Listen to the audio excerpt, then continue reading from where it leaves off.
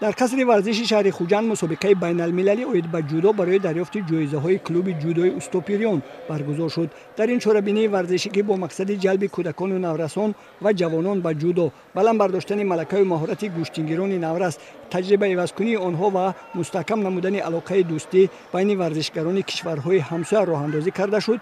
بیش از 600 نفر ورزشکاران 12-14 ساله و 15-17 ساله از همه منطقه های تاجیکستان و جمهوری های همسایه ازبکستان و قزاقستان اشتراک نموده بین هم سبقت کردند.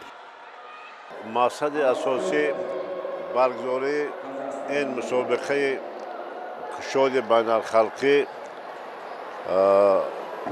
از آن عبارت است که ما به نسل نورس، هم نورسان هم جوانان امکانیت دهیم که از تالارهای خود بیرون برآمده با ورزشکاران دیگر، تالار دیگر، جمهوری ها مشق و آزمایی کنند. اصلا یک مسابقه سطح بلند برابر 3-4 ماه مشق و تمرین است. وقتی که در اینجا ما نگاه کردیم که از تمام منطقه‌های جمهوری یک عجایبیت است همین که من بار اول میبینم که از تمام دوردست‌ترین موضع‌های وطن آماده اشتراک کردند. اینچنین بسیار یک دسته‌های خوب از جمهوری همسایه ازبکستان و قزاقستان اشتراک دارد.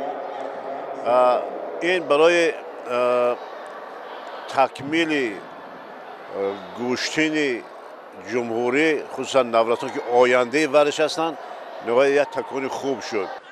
مورد با ذکر است که گوشتین جودو سال از سال در قطار دیگر منطقه های کشور در ولایت سوغد نیز رشد و نمو یافته صف کودکان و نورسان مشق‌ورز افزوده ایستاده است.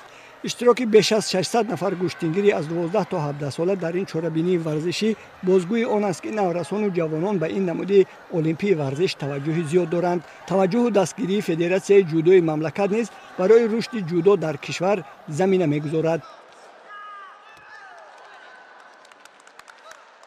در تاجیکستان گوشتین جودو بسیار در یک سطح بالا قرار دارد. هم بعد از نشانی مدال برنجی سامان محمد بکوف تیمور رحیموف بسیار جوانان ذوقمند گشتند. ما در آینده کوشش میکنیم که تیم دختران